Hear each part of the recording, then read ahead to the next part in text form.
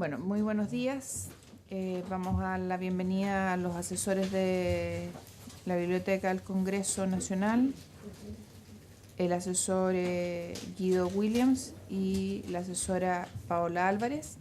Y además saludamos a los asesores del gobierno, la señora Michelle Labé, Cecilia Flores y Jimena Contreras. Ahí están. Dos colegas y una ingeniera comercial economista. ¿Sí? ¿Estoy bien o no? Dos colegas abogados, para los que están viendo la sesión grabada. Bueno, muy buenos días. Damos las excusas del subsecretario y el ministro, que entiendo que están en la semana de la PYME. ¿Sí? Así es. ¿Viaja mañana? ¿Viaja finalmente? Sí, Ya, nos va a acompañar. Ya. Estimado, don Guido Williams. Gracias, presidente. Para constancia vamos a seguir con el estudio del proyecto de productividad y le encargamos a la Biblioteca del Congreso nos pudiera documentar e informar de lo que ocurre en este tema en el mundo y en legislación comparada. Presidente, por su intermedio, agradecer la invitación a todos los miembros de la comisión. Hace un tiempo atrás la comisión nos solicitó que hiciéramos algunos estudios de legislación comparada o de normativa internacional relacionados al proyecto de ley que nos convoca, medidas para impulsar la productividad y el emprendimiento. En el marco de ello, un grupo de investigadores de asesoría técnica parlamentaria han escrito algunos trabajos. Hoy día se presentan dos. Uno, primero parto por Paola Álvarez, abogado. Ella va a presentar los casos relacionados al informe de productividad y particularmente las evaluaciones legislativas ex ante. Y en mi caso voy a presentar algunas experiencias internacionales o regulaciones internacionales vinculadas al tema de la contratación pública. Y en primer lugar quisiera señalar que el proyecto de ley en materia de contratación pública regula varias materias. Por ejemplo, amplía el universo de competencia de la ley de contratación al Congreso Nacional, modifica la exigencia de las licitaciones públicas obligatorias cuando se trata de contrataciones de bienes y servicios de monto inferior al límite reglamentario, y en particular dos temas que a nosotros nos parecieron interesantes de abordar en los análisis, que son la consideración al ciclo completo de la vida del bien, servicio u obra para determinar la combinación más ventajosa de beneficio-costo en las bases de licitación, y el segundo es la propuesta del Ejecutivo de desarrollar e incentivar compras colaborativas, compras coordinadas entre los organismos públicos para fomentar la eficiencia y la probidad.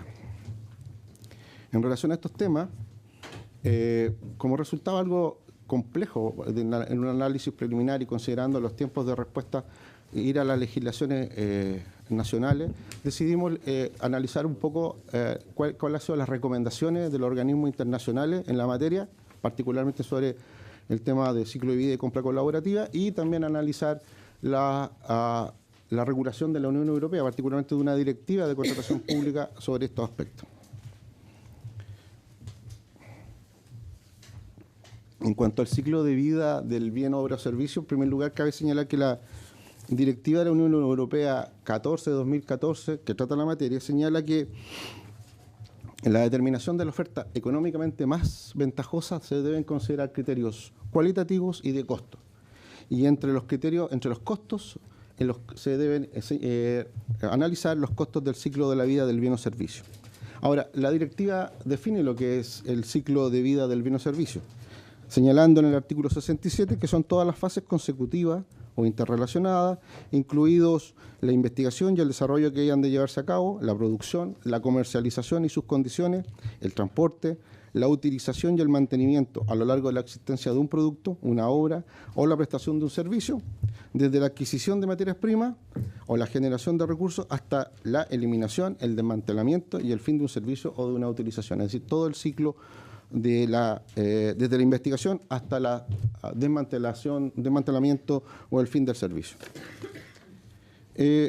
Asimismo, la directiva, en el artículo 68, señala cuáles deben ser los costos que debieran ser analizados en el caso del ciclo de la vida del bien o servicio. En primer lugar, los relativos a la adquisición, los de utilización como el consumo, por ejemplo, de energía y otros recursos, los de mantenimiento, los del final de la vida del bien o servicio, que incluye la recogida y los reciclados, e incluso los de las externalidades medioambientales, pero siempre y cuando se cumplan ciertos requisitos, como que su valor monetario pueda determinarse y verificarse objetivamente, que sea accesible a todas las partes, y también la directiva señala que esos costos podrán incluir, por ejemplo, las emisiones de gases, de efecto invernadero y de otras emisiones contaminantes, y así como incluso los de mitigación del cambio climático. También en materia del ciclo de vida del bien o servicio, la Organización Mundial del Comercio, en un acuerdo de 2012, acuerdo realizado sobre contratación pública, invita a las partes, a los miembros de la OMC, a que en los anuncios del contrato proyectado se incluya el cálculo del valor del total máximo de la contratación a lo largo de toda la vida de la duración del contrato, independientemente si se adjudica a dos o más proveedores. Esos son los análisis tanto de normativos de la Unión Europea como recomendaciones de la OMC. En materia de compra colaborativa, por su parte, la Unión Europea también se pronuncia en la directiva que le señalé, la 14-2014, puesto que permite la llamada contratación conjunta esporádica. En esta, dos o más poderes adjudicadores podrán acordar la realización conjunta de determinadas contrataciones específicas. En este caso, un solo poder adjudicatario es el que debe administrar la compra y por cuenta propia y por cuenta de todos los contratantes.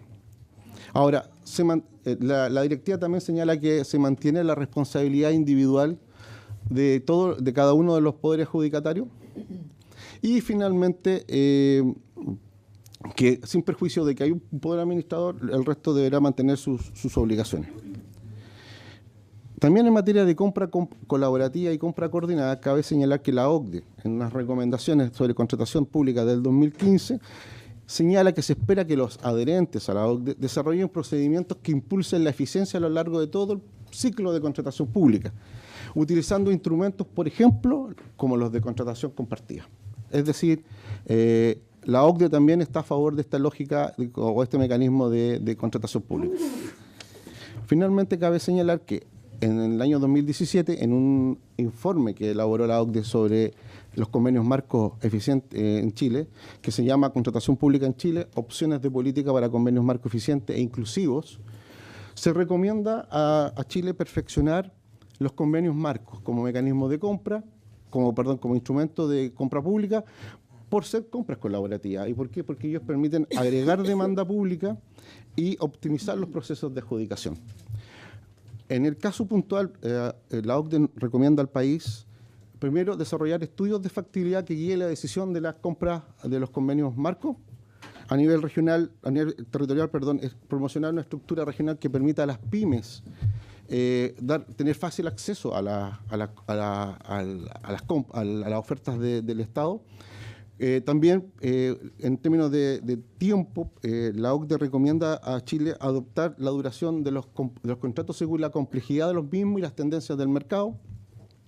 Y finalmente, en materia que ya se vincula, creo yo, bastante más en relación a las compras colaborativas, dice que mediante análisis estratégico recomienda al país que se hagan elecciones relacionadas con la agrupación y la racionalización de la demanda de los órganos del Estado para incrementar los niveles de compra.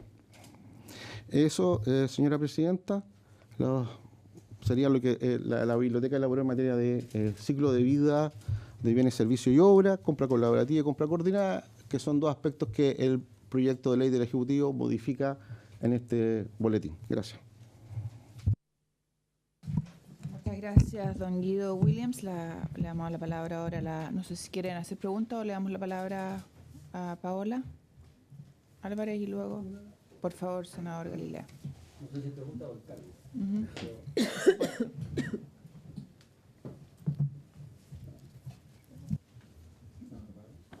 Ahora. Ahí está. Don Guido, en la discusión de la ley de presupuesto este año salieron por el articulado permanente de la ley de presupuesto el tema de las compras públicas. Y ahí siempre aparece, estoy diciendo siempre según me han dicho, porque yo he participado solo en esta discusión de presupuesto, pero voy a suponer que es así, siempre aparece una duda o un cuestionamiento de si es que se puede o no se puede hacer lo siguiente. Al menos en Chile, cada vez que alguien quiere hacer una compra a una institución pública, quiere hacer una compra más bien grande y masiva, los proveedores que ganan en el 99% de las veces son proveedores de Santiago. Y todos los que somos de regiones nos interesaría que de alguna manera también los proveedores locales tuvieran alguna opción. Entonces ahí hablábamos de lo que hace, por ejemplo, la JUNAEP, de que dentro de su contrato de licitación establece que el 15% de las compras de la empresa que se ganó la licitación tiene que hacerla en la región donde está prestando el servicio, tiene que ser además compra directa a los proveedores, sin pasar por intermediarios, en fin, por una serie de normas que a mí en general me parece que han funcionado efectivamente bien, porque ha significado un impulso para pequeños comerciantes o pequeños proveedores. Entonces, me encantaría saber, me imagino que esto hay que investigarlo, ¿qué normas tiene o acepta la OCDE en este sentido o la Comunidad Económica Europea, la Unión Europea, en el sentido de hacer hasta cierto punto discriminaciones positivas hacia proveedores locales sin que ellos entiendan ir necesariamente contra la eficiencia del sistema, porque por la sola vía de la eficiencia siempre vamos a ir a grandes economías de escala y las grandes economías de escala las tienen siempre las grandes empresas. Entonces me encantaría si pudiera como biblioteca investigar un poco ese tema. Por favor. Gracias. Precisamente en el documento que mencionaba de la OCDE del año 2017 sobre los convenios marcos, que son el gran poder por el cual se compra hoy día, sobre todo grandes volúmenes, la OCDE recomienda, dice, a Chile promocionar una estructura regional para fomentar la competencia y el fácil acceso a oportunidades de compras a pymes. Es decir, tender hacia una estructura regional para, obviamente yo me imagino, y eso habría que chequearlo, pero que las pymes puedan participar en sus regiones. ¿Se puede abundar en la normativa que hiciste eso? Sí, pero profundizar en ese punto. Por supuesto, senador. Entonces sería un encargo. Gracias, senador. Tiene la palabra entonces ahora la asesora de la biblioteca, señora Paola Álvarez. Buenos días. Por su intermedio, señora presidenta, a mí me toca abordar otro punto del proyecto de ley que está relacionado al tema de las evaluaciones legislativas ex ante, donde se analizaron casos de países como Ecuador, España, Francia, México y Reino Unido. Esto se inserta dentro de lo que es el proyecto con el objetivo de ampliar y fortalecer el análisis de la productividad de los proyectos de ley. Hoy en día existe una normativa por parte del Poder Ejecutivo, un instructivo presidencial que obliga, ¿cierto?, a determinados proyectos ir con un informe de productividad. La idea de este proyecto de ley es elevar esa exigencia que está a nivel de instructivo presidencial a una norma legal. Para todos con la obligación de establecer este informe de productividad a todos los proyectos de ley que causen impacto regulatorio. Eso es lo que dice el proyecto de ley. Ahora bien, ¿qué significa este tema de evaluación de la ley? Este se inserta dentro de lo que se denomina en la doctrina como calidad normativa o mejora regulatoria. Vale decir, es necesario hacer una normativa, tomar todos los puntos de vista o las posiciones que hay, cuáles son los efectos que van a tener esas posiciones y luego de ello tomar una decisión, ¿cierto?, a nivel del Ejecutivo a través de su proyecto de ley y luego posteriormente a nivel lo que es el Congreso de tomar una decisión también. Estos conceptos de calidad normativa o mejora regulatoria es algo ya que viene hace bastante tiempo en la Unión Europea y también en los países de la OCDE y es concebida como un tema de política de Estado. Ahora, esta evaluación legislativa se divide doctrinariamente o tradicionalmente en evaluación ex ante o prospectiva o retrospectiva o ex post.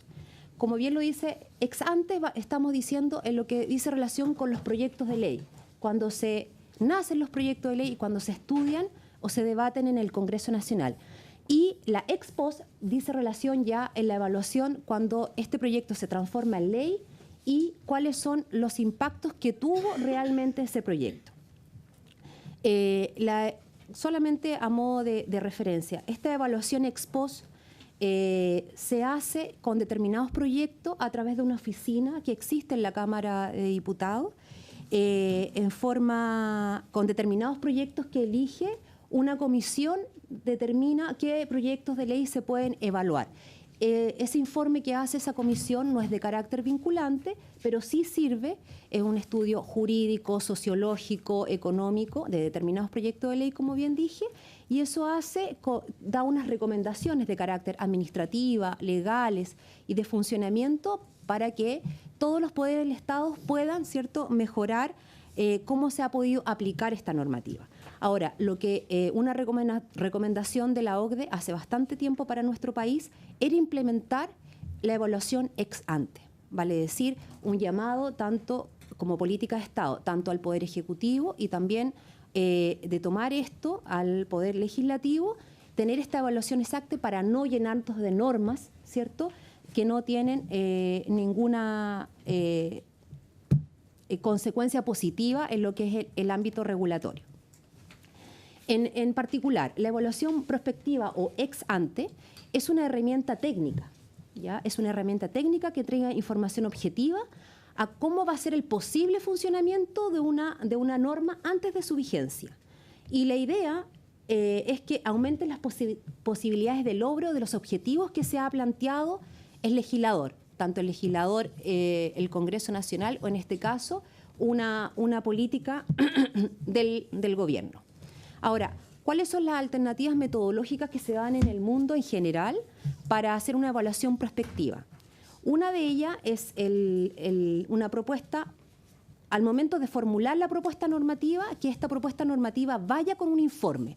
Eso es lo que hace la recomendación de la OCDE y lo que hace la Unión Europea a través del RIA.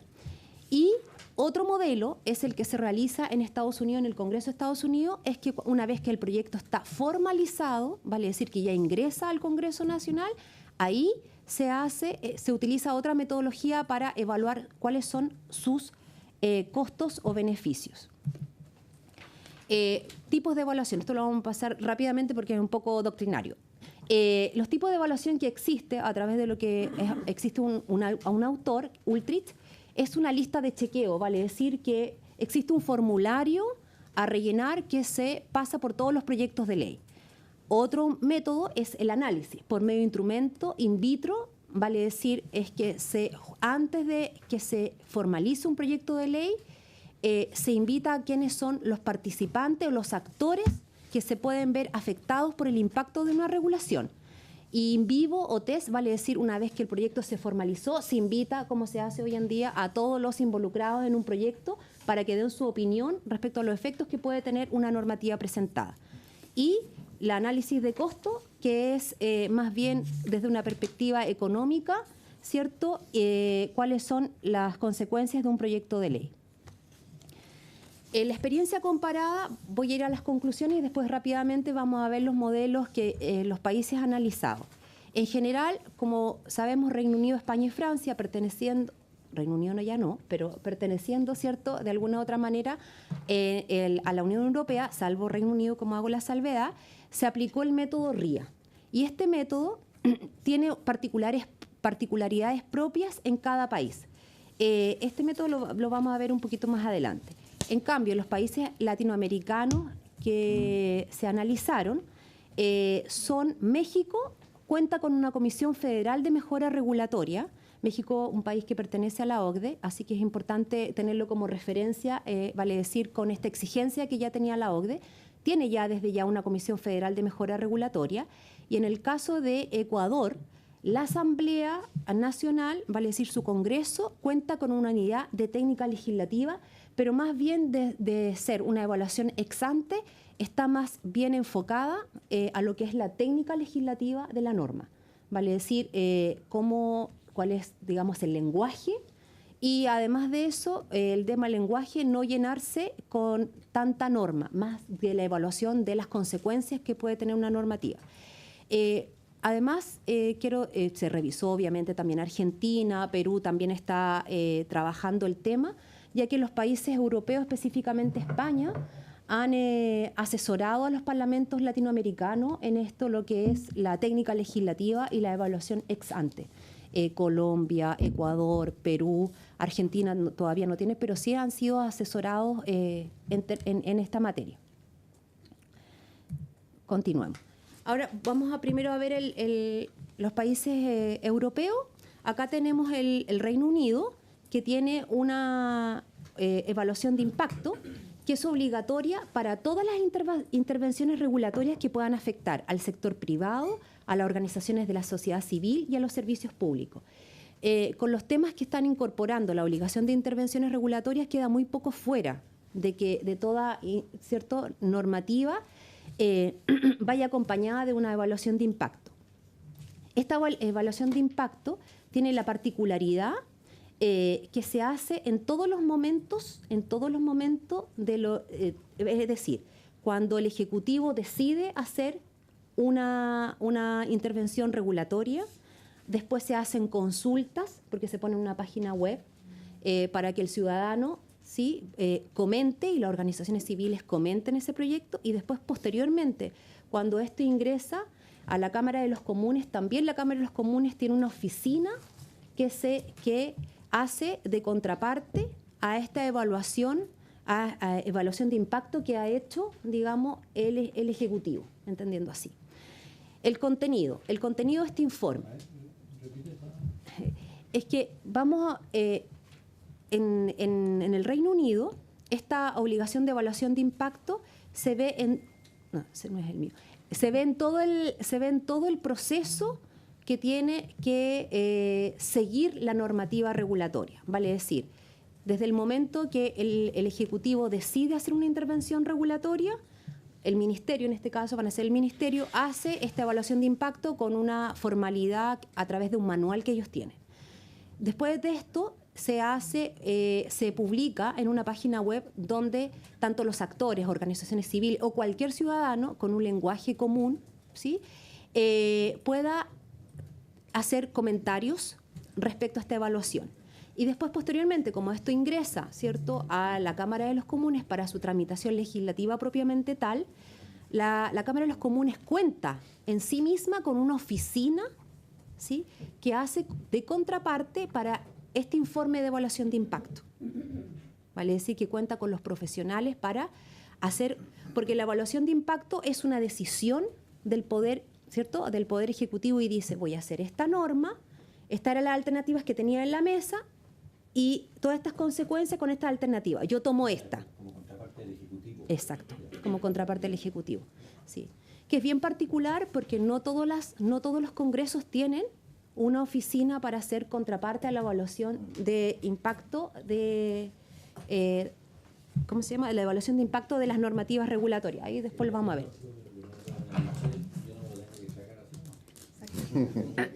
Es como la discusión presupuestaria, que nosotros tampoco tenemos una oficina en el Senado o en la Cámara que nos diga que la ley de presupuesto que nos mandan efectivamente es. Y nos ha pasado en las subcomisiones, y tú lo has visto, que la verdad es que lo que nos traen para acá de la Dirección de Presupuesto no es tan así. Y es una discusión que tenemos acá en el Parlamento, que Los directores de presupuesto son serios. especiales. Todos, no tiene que ver con uno u otro gobierno. Es un tema que hemos discutido. Es un virus que hay en el Ministerio de Hacienda. Pero perdón que interrumpa aprovechándome del pánico de la interrupción del senador Galilea. Es un tema del Maule este. Esa evaluación que hacen, voy a aprovechar el ejemplo del Reino Unido, ciudadana, ya que hablaste tú, Paola, de lo que ocurre ahí, es más bien una medición de pulso, de opinión, porque no es muy científica. Por lo que nosotros hemos estudiado con Cristín, que es una compañera mía abogada que hizo también un máster allá en este tema de lo que es técnica legislativa y evaluación de la ley, eso efectivamente son más bien, como usted dice, son observaciones que hacen los ciudadanos y observaciones que hacen las organizaciones civiles. Obviamente que posteriormente, dependiendo de estas organizaciones civiles y cuál sea, digamos, el impulso que tengan o la llegada que tengan para llegar a las comisiones legislativas a poner su punto de vista. Claro, pero es más bien la opinión. Sí. No una No es evaluación vinculante. económica.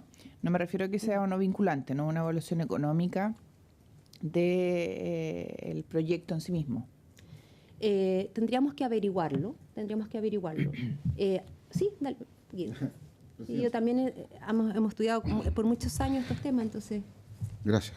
Presidenta,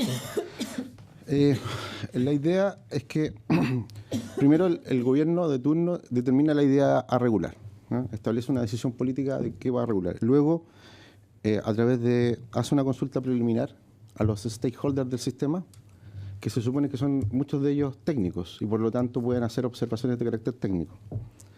Lo que se espera de la consulta es que tenga altos estándares de transparencia, o sea, que se facilite, que no solo sea público, sino que sea fácilmente entendible para todos, y de altos grados de participación, lo que puede incluir en algún minuto, como en otras experiencias, por ejemplo, en materia medioambiental o en otros aspectos, puede incluir el apoyo económico o el subsidio para que actores sociales puedan contratar estudios y ser capaces de dar una opinión fundada, con evidencia, a la autoridad.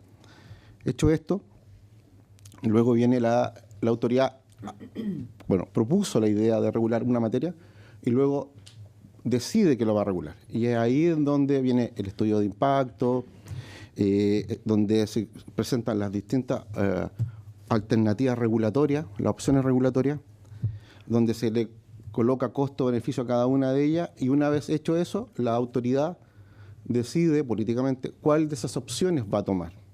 Todo esto está documentado, cosa que una vez que, en el caso de las leyes, una vez que llegue al Congreso, el legislador tiene toda la historia, tiene todo el track de cómo se llegó a la decisión política, con la consulta y participación, con los análisis de los costos-beneficios, que ojo, que no es solo costo-beneficio, sino que también está el impacto medioambiental, está el de género, por ejemplo, cómo influye en materia de género, cómo influye en materia de... Sí, Guido, pero espérate, sí, está bien. Lo que pasa es que, ¿por qué mi pregunta? Porque el proyecto del Ejecutivo, y me puede corregir el Ejecutivo que está presente, el proyecto del Ejecutivo, puedo estar en un error, señala que los proyectos que se presenten, incluido lo de los parlamentarios, tienen que venir con un informe previo económico. Por eso mi pregunta, y por eso es importante el informe de la biblioteca. ¿Es o no así? Michelle.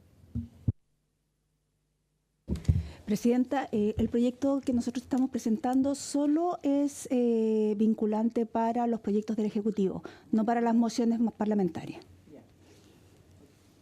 Por eso es importante el del Ejecutivo tendría que venir con informes previos económicos. Así es, tiene que venir con un informe previo económico, no es para todos los proyectos, son determinados proyectos con efectos económicos y por lo tanto un informe económico y de consistencia legal. Perdona, aquí está, no estoy tan equivocada. En proyecto de ley, artículo 1, inciso 1, 2, 3, tratándose de las mociones, el referido informe deberá ser suscrito por el autor del proyecto. Para estos efectos, cada una de las cámaras determinará los criterios y la metodología al que se referirá el inciso anterior con sus respectivos reglamentos. O sea, tiene que venir con informe. La idea del proyecto de ley es que cada cámara defina si quiere hacer un No, es informe. que no dice quiere, cuidado. Por lo menos. Cuidado. Viene con el Ya, tema. voy a... No, si yo lo leímos, entonces por eso estoy... Si este tema no es... Cuidado con lo que suscriben. Deberán. La pregunta no es casual. Antes, estas son ideas que...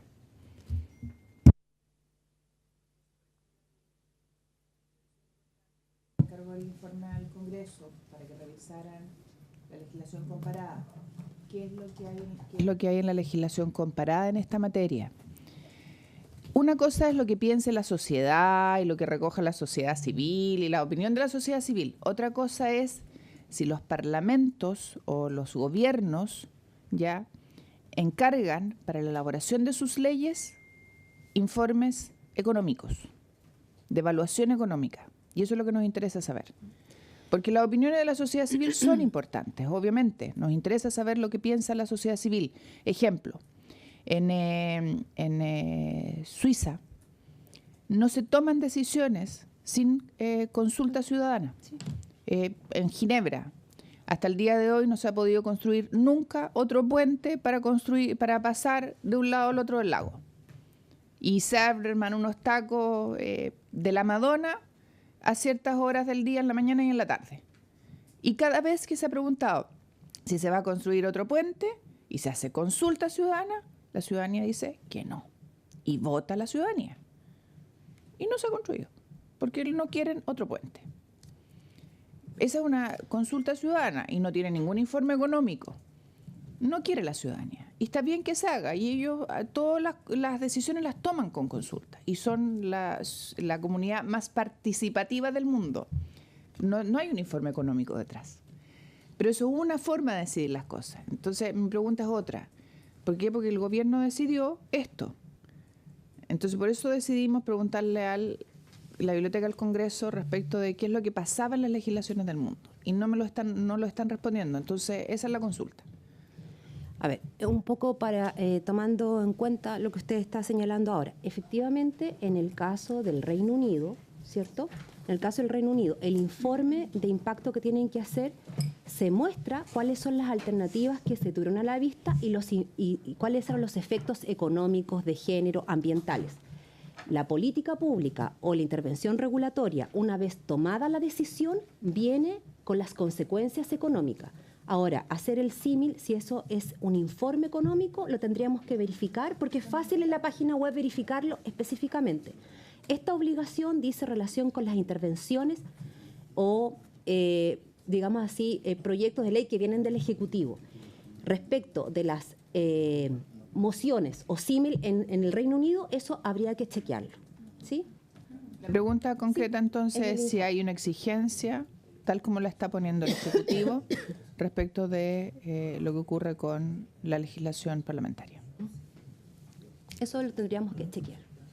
Y específicamente si el Ejecutivo tiene es régimen distinto, régimen parlamentario. En el mundo. Sí. En el mundo, no es Reino Unido el ejemplo, pero en el mundo, ¿qué ocurre con lo que está haciendo el Ejecutivo para el mundo? No sé si los colegas quieren preguntar algo más. Sí, seguimos.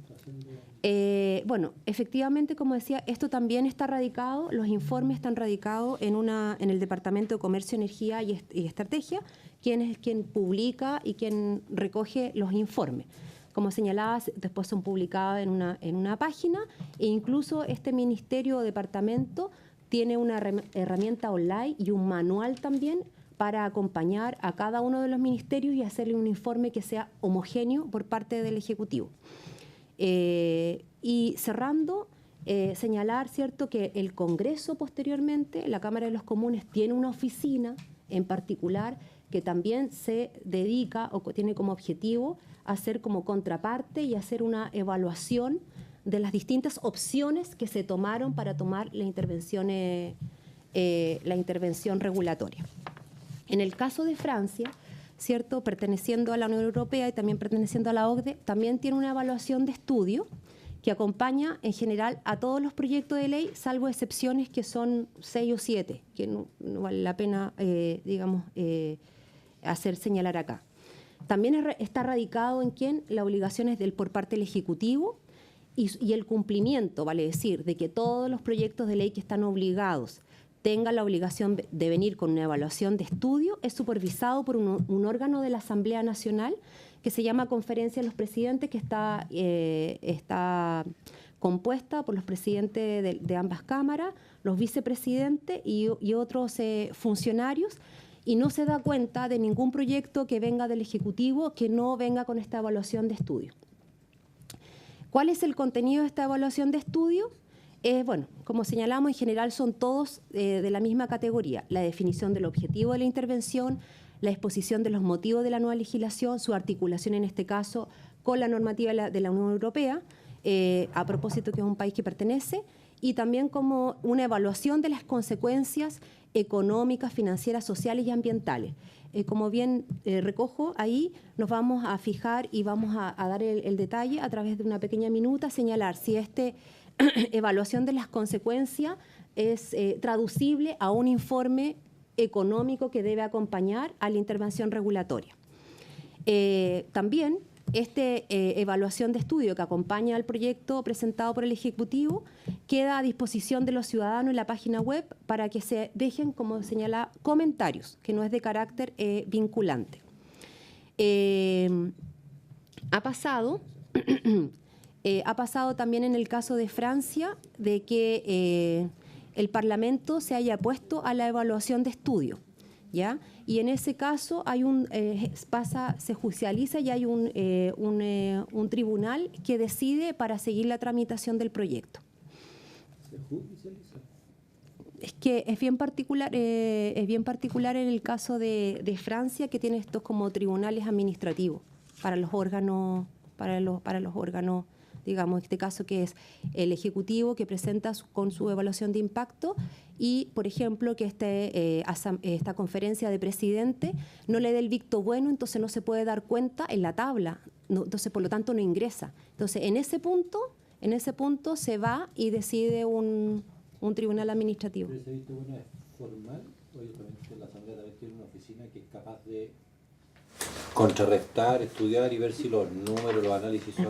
No, en este caso lo que hace es solamente un cumplimiento de carácter formal, vale decir que el proyecto de ley venga con la evaluación de estudio, pero en lo que sale la información recabada es que esta conferencia de los presidentes, ¿cierto?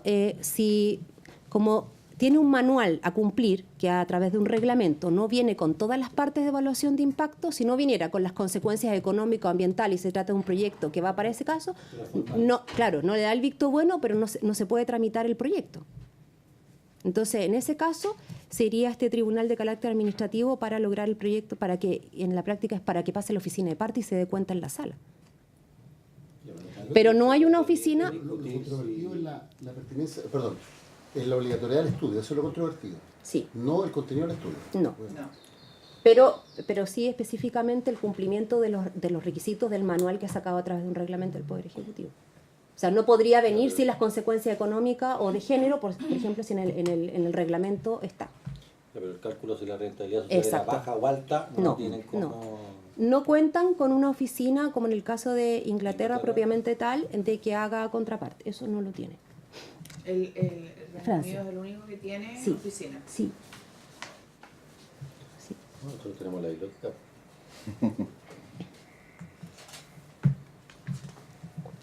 En el caso, después pasamos al tercer país, el caso de España, que también cuenta con un informe que se llama Memoria de Análisis de Impacto Normativo, que es obligatoria para todos los anteproyectos de ley, proyectos reales, decretos leyes, reales decretos, legislativos y normas reglamentarias. Ellos cuentan con una guía metodológica, también esto es obligación por parte del Ejecutivo, se radica en el ministerio que es del cual es la materia, tiene una guía metodológica para que sean todos estándar y uniformes. Debe ser elaborada, como dice ahí, por el órgano impulsor de la propuesta normativa, vale decir, el ministerio a cargo. Es simultánea, salvo que se trate del proyecto de presupuesto, y tiene una estructura que no vale la pena acá comentarla. Sí, el esquema de la elaboración, que está referida a varios puntos, como la oportunidad, vale decir, la motivación que se tiene, o sea, por qué se decide regular, legislar, los objetivos y las alternativas que se tienen a la vista, el análisis jurídico, el contenido, que como ustedes bien saben, en el caso español tiene el tema de la técnica legislativa bien desarrollada, la descripción, y después el análisis de impacto, vale decir, la adecuación, el impacto económico y el impacto de género u otros como los ambientales que se pueden tener a la vista. Ahí también vamos a chequear si impacto económico es traducible a informe económico. Esto está obligatoriedad que tienen los proyectos presentados por el Ejecutivo. En el caso español, con certeza debo decir que no es obligación para las mociones o proyectos de ley presentados por los diputados. Bueno, tenemos el ejemplo de los dos países latinoamericanos que se investigaron, el caso de México, siendo el segundo país latinoamericano junto con Chile que está en la OCDE, que tiene una Comisión Federal de Mejora Regulatoria, tiene un documento, un protocolo que se llama Manifestación de Impacto Regulatorio, y este protocolo, ¿cierto?, sirve como una guía para dar cuenta de los costos y objetivos de la regulación. Y sigue un poco la misma temática del RIA que se utiliza en Europa, que es la definición del problema, los objetivos que se tiene con la regulación, la identificación de las alternativas que se tienen a la vista con sus consecuencias, el impacto que va a tener esa regulación, cumplimiento de aplicación de la propuesta, evaluación de la propuesta y una consulta pública. Ahí tendría que verificar si la consulta pública es vinculante o no vinculante, lo desconozco, así que también eso lo podría chequear si es de interés de la comisión. Y por último, en el caso de Ecuador, que tiene una unidad técnica legislativa, y esto es lo diferente, porque en el caso de México se sigue el mismo ejemplo de Europa, vale decir, de que esta obligación está radicada en el Poder Ejecutivo y de los proyectos de ley que ellos presentan, de sus intervenciones regulatorias. En el caso de Ecuador es una unidad técnica legislativa que está radicada en la Asamblea Nacional y más bien la declaración de su ley dice que es de evaluación de impacto, pero en la práctica es más bien está centrada en lo que es la técnica legislativa propiamente tal, en temas de lenguaje, de género, adecuación con las normas superiores o reglamentarias, pero no tienen ejemplos de evaluación. Eso. Muchas gracias. ¿Preguntas? Michelle. Presidenta, me soplan por acá que de los países OCDE, 10 países tienen obligatoriedad de que las mociones parlamentarias tengan informe de productividad, entre ellos Australia y el Reino Unido. Australia. Y el Reino Unido. El resto de la lista me lo están averiguando.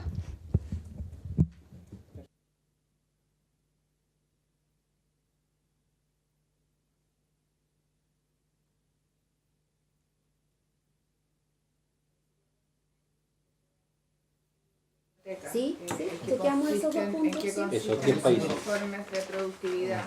¿En qué consisten esos informes de productividad? Porque obviamente una cosa es informe de productividad hacia seca, otra cosa es informe del Ejecutivo, los regímenes son distintos en los países, no son iguales en todos. Una cosa es que en los regímenes presidenciales, el Ejecutivo, en los regímenes parlamentarios, en los regímenes como el nuestro, sería bueno tener obviamente especificado qué es cada cual y cómo se especifica. Y se lo pediríamos obviamente en el caso nuestro a la biblioteca, Sí, pero y el Ejecutivo lo cumple. porque, Senador Elizalde. conceptual, Presidenta, por su intermedio, porque el informe de productividad, bueno, habrá que debatir qué es lo que se entiende por informe de productividad. Pero de la exposición que hemos escuchado, yo alcancé a notar que en algunos casos el informe era mucho más allá de la productividad, porque hablaba de las consecuencias económicas, sociales y ambientales. Y de género. Por tanto, estamos hablando de informes que su objeto trasciende con crece solamente el aspecto de la productividad, en los casos que hemos aquí analizado.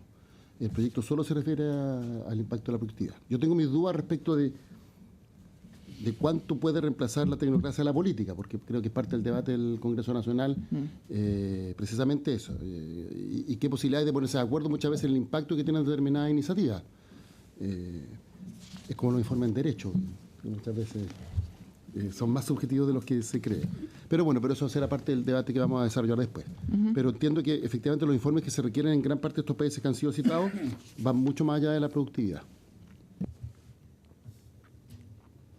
Paola.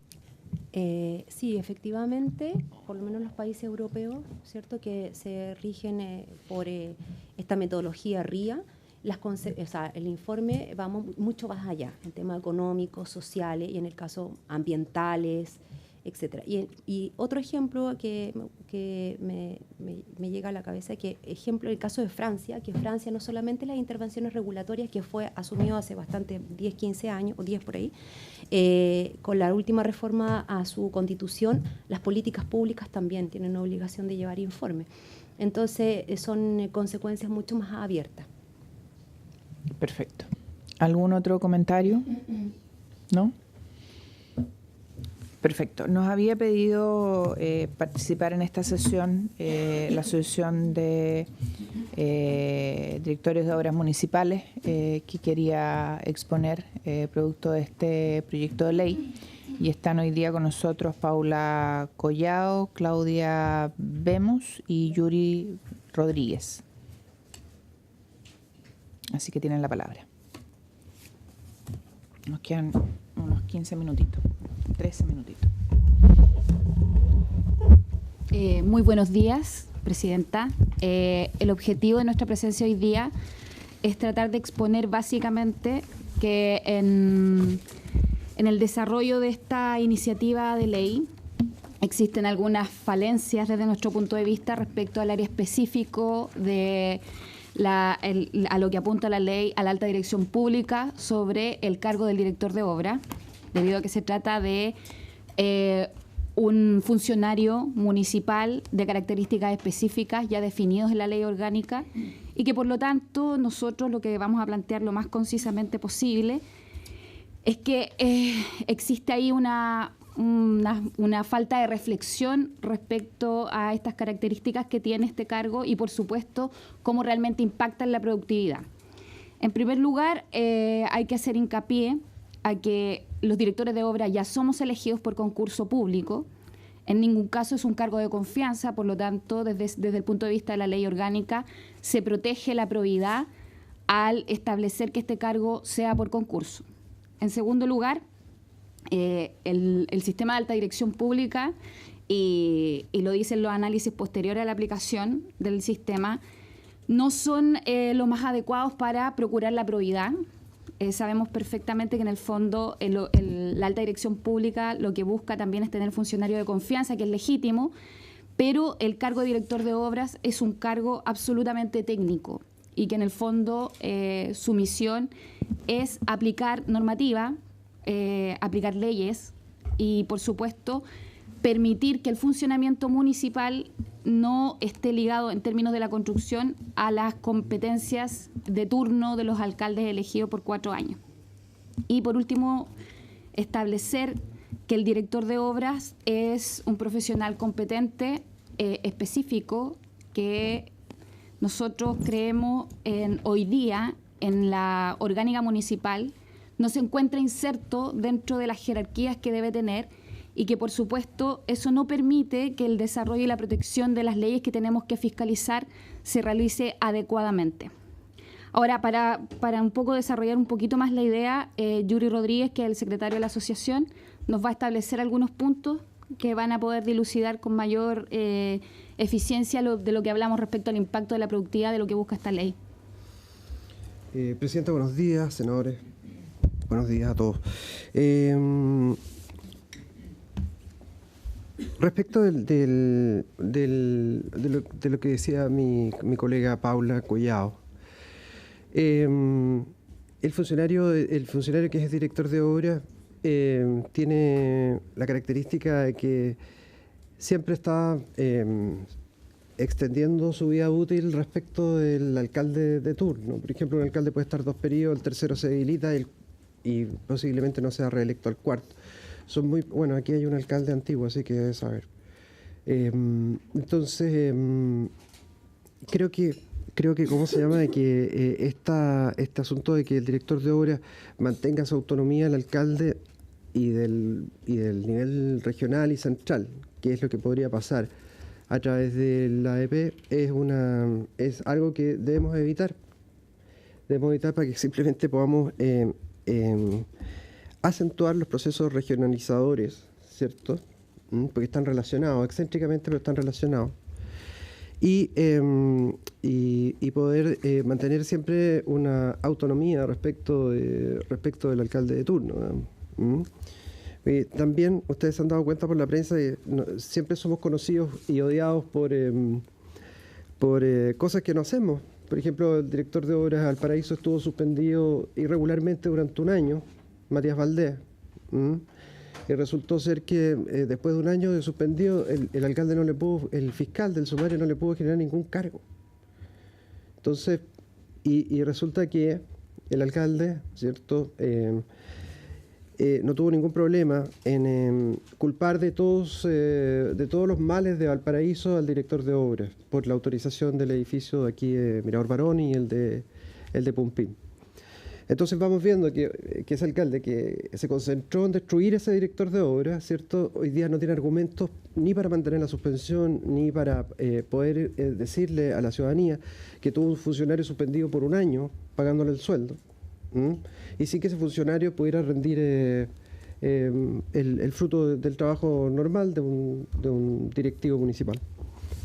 Porque esas decisiones tienen costos y los alcaldes tienen que hacerse cargo del costo de esas decisiones, así como en Limache, la colega de Limache estuvo 6 años fuera y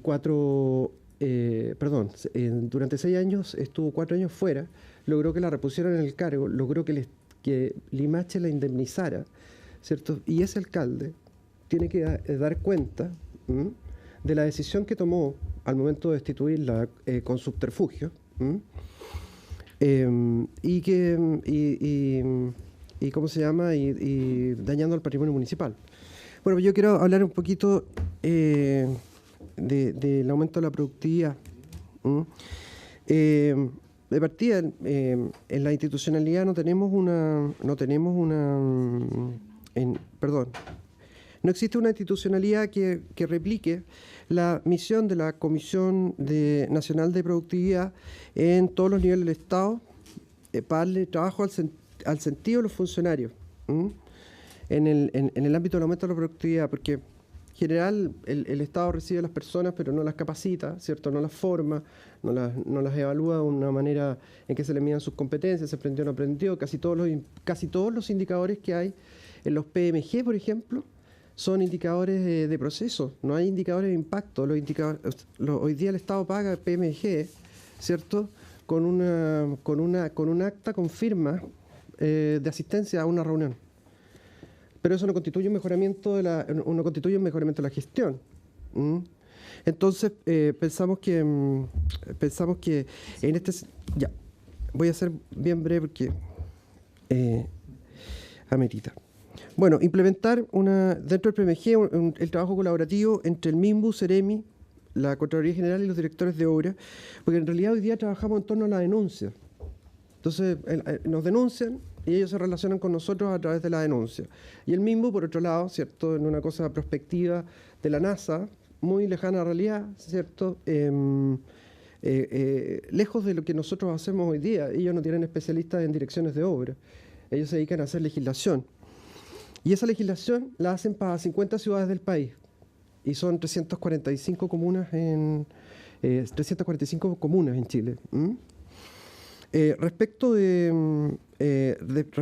a la formación nuestra, nosotros pensamos que todos los profesionales que trabajan en las direcciones de obra deben ser evaluados.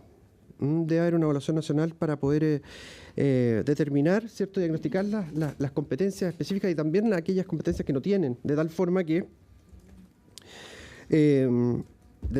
el sistema de formación que tiene el Estado, que es para los municipales, la Academia Subdere, pueda generar una línea de trabajo botón, porque no la tiene.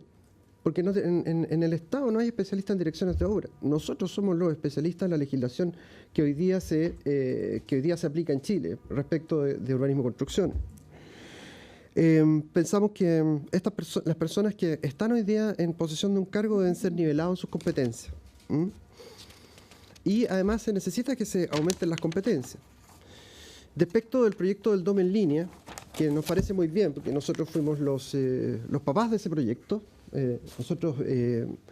Nosotros fuimos los que nos unimos con el sector privado para poder ir a pedirle al MIMBU que cuando estaba la ministra Zabal, ¿cierto?, que nos hicieran caso un poquito y que el país necesitaba este DOM en línea, que me imagino que ya todos saben de qué se trata.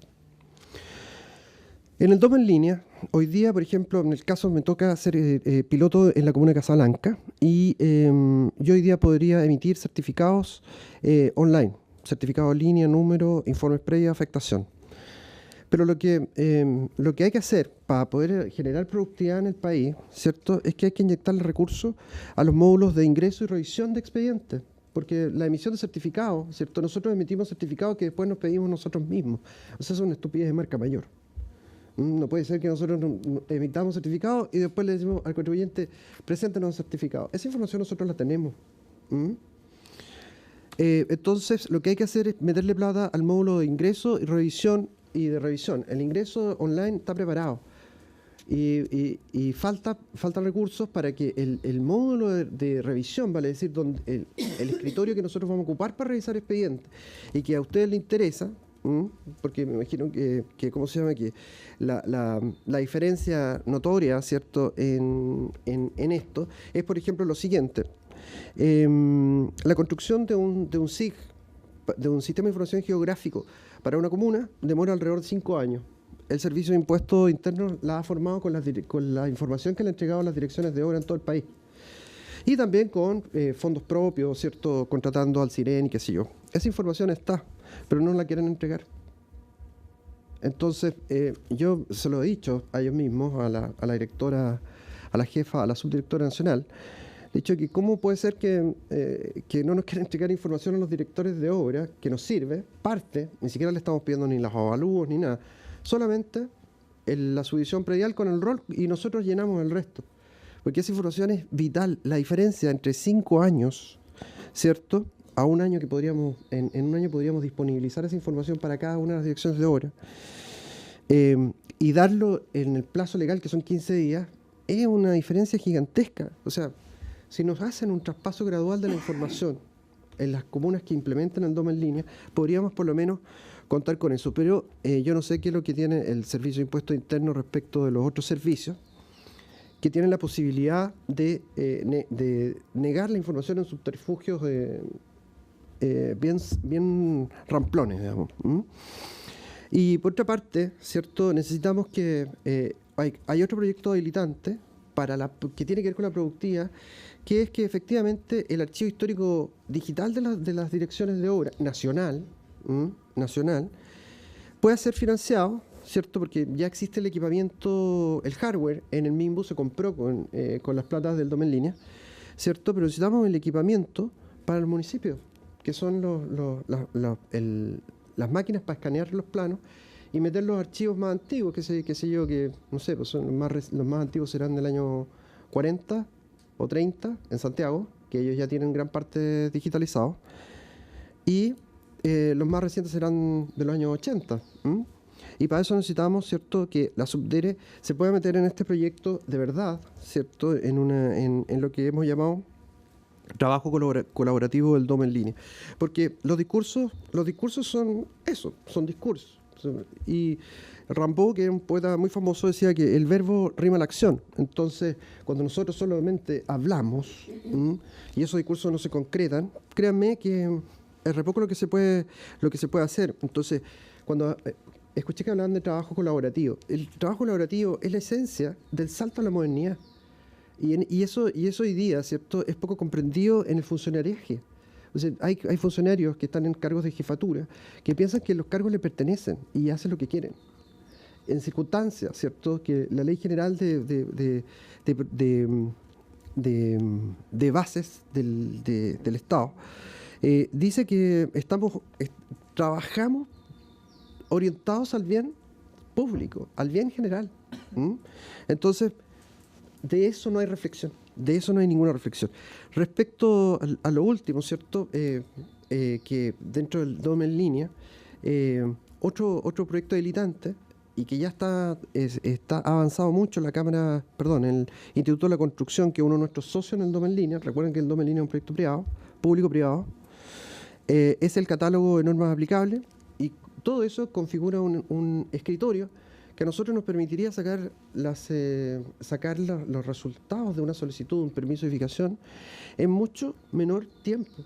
O sea, estamos hablando, por ejemplo, en el caso de los catastros, con la información que no quiere entregar el impuesto interno, estamos pasando de 5 a 1 año a 15 días. 5 años toma formar el catastro, 1 año orientarlo hacia las necesidades que tenemos en las direcciones de obra y 15 días es el plazo legal que tenemos para poder dar un certificado. Bueno, por tiempo cedo la palabra a mi colega Claudia de Ríos, que es la vocera de la Asociación de Directores de Obra del Maule. Hola, buenos días. Bueno, dentro de las misiones que tenemos acá en exponer nuestra realidad, ¿me escucho bien? ¿Sí? Yo como representante de la Asociación de Directores de Obras de la región del Maule y también participando en la Asociación Nacional, he querido traerles datos, en el fondo, de cómo funcionamos en las direcciones de obra ahí. Nosotros somos una región que está compuesta por 30 comunas, 4 provincias. Bueno, hubiese querido que hubiésemos podido poner una exposición que trajimos, pero no fue posible. No lo voy a latear con datos que ustedes ya conocen como superficie, población, pero sí hay datos que tengo acá que son relevantes indicar, como por ejemplo, dentro de las 30 comunas existen 2 solamente que tienen sobre 100.000 habitantes, que representan un 6,7% de las comunas. Perdón. Una comuna sobre 50.000 habitantes y las 27 comunas restantes estamos bajo los 50.000 habitantes, lo que es relevante para en relación a cómo nos componemos y cómo trabajamos. 63% de las comunas no tiene PRC, no tenemos plan regulador normalmente, o sea, que esté vigente. Estamos trabajando en ello, pero no tenemos vigente, por tanto no es aplicable, ¿ya? 3 de estas comunas que constituyen la región del Maule tenemos directores de obras a honorario. Ya en eso está la comuna de Rauco, Pencahue y Maule, que actualmente, y esperamos que se pueda crear con la modificación de las plantas prontamente, la creación de esos cargos, pero actualmente no. Bueno, la presencia de los directores de obra en la región en esta región, y como en el resto del país en realidad, en relación a la posición que tenemos dentro del organigrama municipal, quedamos bien debilitados, como ya lo hemos dicho en varias veces, pero no es poco seguirlo diciendo. Quedamos en desmedro de los otros directivos cuando hablamos de la modificación de la ley orgánica durante el año 2014, ya la 20.742, donde teníamos el mismo nivel jerárquico dentro de las municipalidades como con otros departamentos como aseo, ornato, tránsito, deporte, DAF, cultura, control, SECPLAN, etcétera. Actualmente no tenemos esa jerarquía y nos dejaron en una posición totalmente diferente y bajo, ¿no es cierto? Situación que no vamos a poder repuntar y por tanto entendemos que la visión que tenemos nosotros en la región del Maule es que si los directores de obras no quedaron en una posición importante dentro de la municipalidad es porque la situación de la planificación no es relevante. Esa es nuestra visión, no tiene que ver con la posición solo del director y el cargo que ocupamos nosotros, sino que los temas que nosotros vemos no son relevantes. ¿Ya? Y eso me parece un poco complejo si estamos hablando de productividad, pero sin embargo no se hace la conexión con quiénes son los que estamos viendo esos temas dentro del municipio. Evidentemente uno de ellos somos la dirección de obra. ¿Ya? No será factible para muchos, no tengo la estadística de cuántos, porque la ley de planta no está totalmente fijada, ya que pueden empezar a regir a partir del 2019, los que hayan podido tramitar, y hasta el momento no tenemos ninguna comuna que haya tramitado completamente su planta para que esto rija así. Por tanto, no tengo el dato, pero el dato previo con la recolección de datos de los propios colegas es que no vamos a poder ascender, ya que es una voluntad totalmente arbitraria y en relación a lo que quiera o no el alcalde de turno. Muchos tenemos muy buena relación con ellos, en lo general es así, pero como el cargo de director de obra por lo general no va siempre relacionado con los intereses probablemente que tenga el alcalde de turno, nos vemos enfrentados a situaciones que evidentemente tenemos que defender ahí el cumplimiento de la norma. Y por lo general sale El DOM ahí ya salió con su comentario que no podemos hacer este proyecto, o ya se le ocurrió esto, porque finalmente eso es. Nosotros aplicamos la norma, ¿no es cierto? Y todo el mundo puede decir que el DOM no aplicó bien o está aplicando algo que se le parezca solo a él, pero sin embargo, los que somos expertos en los temas somos los directores de obra. ¿Ya? Y por tanto siempre hay una fundamentación para otorgar un permiso de edificación o simplemente para no otorgarlo. ¿Ya? En general los funcionarios en la región del Maule, las funciones que ejerce la direcciones de obra, bueno, todas son y tienen que cumplir con el artículo 24 de la ley orgánica. Pero no solamente esas funciones tenemos, habemos muchos directores de obra que estamos a cargo, por ejemplo, o sea, se nos asignan funciones ajenas a nuestra función mandatada por la ley orgánica. O sea, por ejemplo, tenemos directores de obra encargados de áreas verdes, tenemos directores de obra encargados de cementerio, de limpiezas de fosas, ¿ya? Bodegas, prevenciones de riesgo, movilización, reparaciones de bache. Y no lo digo a partir de la última modificación que tenemos alguna atribución ahí en la ejecución, sino que también como gestores, ¿ya? Como EGIS también, postulando fondos de financiamiento para ejecución de algún proyecto de interés de la comuna, maquinaria, etcétera. O sea, tenemos una multiplicidad de funciones y por tanto creo que eso tiene que ver mucho con la productividad. No pretendamos que las direcciones de obras vamos a ser eficientes, sino si ni siquiera estamos pensando en cuántas funcionarias existen al menos por comuna, ya para poder ejercer las funciones básicas. Dentro de los puntos que tengo acá, por lo menos algo positivo es que en la región del Maule el 100% de los DOM somos profesionales del área. Eso ya es como un logro, porque tenemos directores de obra en otras regiones que tienen otras profesiones y que evidentemente es más compleja la aplicación ahí. El 100% de nuestras comunas cuenta con al menos un administrativo, y que de verdad es un logro. O sea, por lo menos hay una secretaria. El 40% no cuenta con revisor. La revisión de los proyectos lo hace el mismo DOM, ¿ya? Evidentemente no es incompatible, es lo ideal, ¿no es cierto? Pero evidentemente que quita tiempo para poder gestionar otras cosas, ¿no es cierto? Que tienen que ver con el funcionamiento propio del departamento y cómo vamos haciendo proactivos y no reactivos frente a los distintos temas que ve la DOM. El promedio de funcionarios en las direcciones de obra es 1,9, o sea, no alcanza a ser dos funcionarios, o sea, el DOM y alguien más, ¿ya? Y por tanto, y es ahí donde se hace más crítica la situación, porque el director de obra no solamente es director de obra, sino que muchas veces es hito, ¿ya? Con proyectos que requieren la presencia del hito mayoritariamente en terreno, y eso sí que me parece relevante. Nosotros recientemente, quisiera detenerme ahí y poner un ejemplo. Nosotros recientemente en Villalegre, donde yo soy directora de obra, tuvimos un proyecto de construcción, soluciones sanitarias de una inversión de 1.500 millones de pesos, donde el hito, obviamente del DOM, nosotros somos 4 funcionarios, una secretaria honorario, un hito, y en ese entonces yo éramos 3 en ese entonces, ahora ya conseguí una segunda persona que me ayude en el tema de la revisión y catastro. Siempre pensando en el futuro la aplicación del DOM en línea. Bueno, y este DOM tuvo que estar presente en esta obra, pero tuvo que dejar de hacer todas las otras funciones, o haciendo a medias las otras funciones, y por tanto, quien debe suplir esas funciones que no están es el director de obra, ¿ya? Eso es importante y muy relevante tocarlo en este proyecto que quieran impulsar la productividad, porque necesitamos potenciar las direcciones de obra, principalmente con los funcionarios y principalmente posicionando a los directores de obras en las comisiones que resuelven cosas en las municipalidades.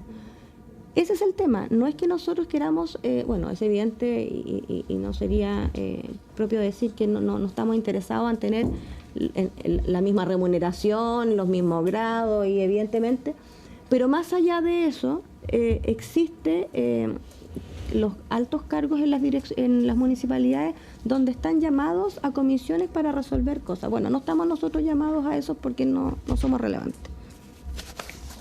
¿Ya? Bueno, mención aparte es indicar que cuando falta algún funcionario por un feriado legal o vacaciones, quien suple esas funciones es el DOM, ¿ya? El director de obra tiene que transformarse en secretaria cuando no está la secretaria, transformarse en hito cuando no esté el hito, etc. La región del Maule presenta una superficie rural aproximada de un 75%, por tanto la planificación del desarrollo urbano debe coexistir con las actividades propias de la zona, la silvio-agropecuaria, que nos caracteriza. En ese contexto resulta relevante hablar de planificación del territorio, ¿ya? Lo dejo ahí como planteado. La participación en la planificación de los directores de obra solo existen 3 casos que tiene que ver con la representación o como una contraparte técnica frente al MIMBU, donde el alcalde lo ha encontrado relevante que el director de obra participe en planificación y cómo se están gestando los proyectos de plan reguladores. ¿Por qué se deben fortalecer y transversalmente las DOM del país? Es fundamental fortalecer las DOM potenciando su rol en los gobiernos locales, la planificación y la generación de políticas públicas para el desarrollo urbano. ¿Qué sugerimos desde la mirada regional? Bueno, varias cosas. En primer lugar, la reubicación de los asesores urbanos que pertenezcan a las direcciones de obra y no a los SECPLAN como lo permitió la modificación de la ley 18.695. Este fortalecimiento, quiero hacer un punto ahí, que los asesores urbanos pertenezcan a otra unidad y no a la DOM es un despropósito bajo nuestro punto de vista, porque actualmente existen muchos asesores urbanos que están insertos dentro de la SECPLAN, pero que no están haciendo las labores de planificación, sino que están haciendo la especificación técnica de un proyecto para postularlo a algún fondo de financiamiento, y en una unidad que evidentemente eso es lo que hace, principalmente, ¿no es cierto? Cuando la labor principal debiera ser la planificación. Entonces, nosotros pedimos que ese funcionario de alguna manera se haga una indicación a la ley y que vuelva a las direcciones de obra para hacer esa coordinación y que evidentemente haga las labores que debe hacer y que dependan directamente del DOM.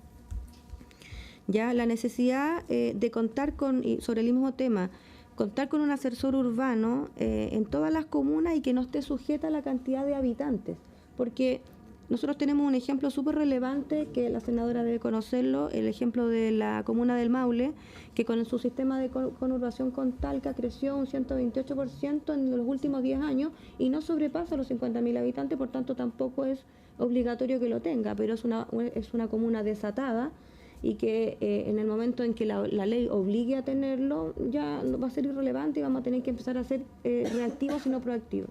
Entonces, nosotros proponemos que eso sea, que es necesario y que tiene que ver mucho con, o sea, todas estas medidas tienen que ver con la productividad, porque a medida que nosotros tengamos más ordenados estos temas, más vamos a poder emprender. ¿Ya? Se requiere que la participación del DOM, se requiere que el DOM participe en las planificaciones y que no sea el árbitro en el fondo el alcalde. Nosotros necesitamos participar en eso, necesitamos que la Seremi haga esa obligación de que el DOM deba estar, ya, porque una cosa es la planificación y otra cosa muy distinta es la aplicación. No siempre la aplicación tiene el efecto esperado por la planificación. Y nosotros somos los expertos en esos temas, por tanto requerimos estar presentes, ¿ya? En esas comisiones. Que la existencia de un PRC no quede al arbitrio de la voluntad política. Bueno, en la región del Maule existe un promedio superando los 10 años de la gestación y aprobación de un plan regulador.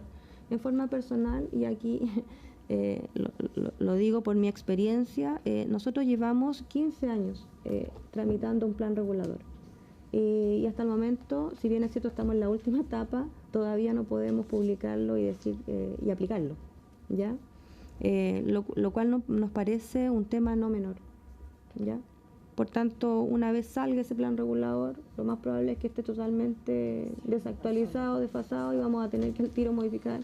En las zonas que habíamos propuesto ciertas cosas ya está construido a través de los cambios de suelo otras. Entonces se forma un enredo ahí que es difícil solucionar. Simplificar, y ya lo hemos dicho en otras presentaciones, simplificar los procesos de modificación del PRC nos parece relevante. Hay modificaciones que podrían simplificarse y no pasar por todo el proceso del 2111, que es muy engorroso, ¿ya? Que la planificación del desarrollo urbano considere las rutas internacionales, y esa es una petición directa del director de obra de San Clemente, que es la tercera comuna más grande en territorio a nivel nacional, y que se caracteriza por tener esta ruta y que permite y que la planificación no permite la condición de desarrollo regulado, ¿ya? Como algo relevante y final, la coordinación entre los organismos públicos, que en otras mesas se ha consultado, simplemente no existe. Nosotros tenemos una coordinación muy reactiva y no proactiva. No tenemos trabajo en común, no tenemos objetivos probablemente que tengan que ver con nuestras metas en común. Y esas redes, finalmente, aun cuando uno las hace, finalmente no funcionan, porque cada uno tiende a ir para el lado que evidentemente tiene que, no quiero decir que le convenga, sino que tiene que ver con el cumplimiento de sus propias metas. Con esto yo cierro un poco una mirada totalmente regional. Espero que les haya sido de provecho, y eso es lo que tenemos presentado. Gracias, Claudia, Paula y Yuri, por la presentación. Se agradece el esfuerzo. Nosotros quisimos aprovechar que había interés de ellos en participar y poder escucharlos. La política de la comisión es poder escuchar a todos los que quieran participar en los proyectos que están. Lampa. Ellos tienen una asociación nacional y tienen representación además regional, y han tomado contacto con la comisión, así que la idea era poder incorporarlos al debate. Han estado ya 2 veces acá en la comisión con esta. Yo me he reunido con ellos en la región. Y bueno. Sí, y perdón, pero hemos hecho presentaciones también que tienen que ver con puntos concretos que nosotros estamos proponiendo, y que sería bueno que también los incorporaran dentro del estudio. Se ha tomado nota en esta comisión, en la comisión pasada que estuvieron presentes con el presidente nacional, y obviamente hemos ido incorporando las cosas que nos han ido llegando, así que todo lo que tengan como antecedentes se acepta y se recoge. Así que, muchas Claudia, gracias. lo que tengan, obviamente, bienvenido es. Ok. Y el Ejecutivo lo he visto asintiendo en los temas que les ha parecido que son importantes. Y puedo dar fe Una del- última intervención. Por Vamos supuesto, a dejarle la minuta. Básicamente cerrar diciendo que nuestra intención en ningún caso es decir que no concordamos con la ley. Entendemos que la productividad es necesaria, pero creemos que fijar ciertas postulaciones de la ley en la figura de un director en ningún caso permite avanzar en términos de productividad, y vamos a dejarle la minuta que hemos traído con nuestras propuestas. Gracias, Paula. Nosotros así lo entendemos, y lo que señaló el presidente de la organización de la Asociación de los DOM la vez pasada, creo que hizo mucho sentido a la comisión, y para los que somos de regiones, creo que hace harto sentido el no mirar desde la mirada centralista o de las comunas más desarrolladas del país, la visión del país, porque la verdad es que no es así, y nos hace mirar un Chile que no es el real. Lo que vemos en voy a llamarlo la gran urbe, no es lo que pasa en el día a día. Y lo comentábamos el otro día a raíz de un seminario en el que participamos con el ministro Valente, a raíz del tema del retail financiero. El 70% de los chilenos no tiene acceso al crédito o a la tecnología, a la información, y queda fuera del Chile más moderno, por llamarlo así. Entonces, si no modernizamos, la verdad es que todo lo que decidimos en el día a día lo decidimos para un porcentaje de la población que no es el gran porcentaje. Entonces tenemos que tener una mirada más amplia. Claudia. Sí, lo último que quería decir es que, y que quizás no salió en la presentación, pero nosotros somos de las comunas a nivel país, somos 300, si no me equivoco, que somos 295, ahí me corrobora, comunas que tenemos menos de 50.000 habitantes. Y eso es súper relevante porque tiene que ver con una aplicación de la normativa en forma diferente, donde tiene requisitos diferentes para operar. Entonces no podemos, si somos 345, no podemos operar por la minoría, ¿ya? Nosotros representamos la mayoría de las comunas en relación a la cantidad de habitantes, ¿ya? Bueno, el Ejecutivo yo creo que toma nota del punto y está hecho el punto. Habiéndose cumplido el objeto de la sesión, esta se levanta y citaremos a una nueva sesión. Gracias.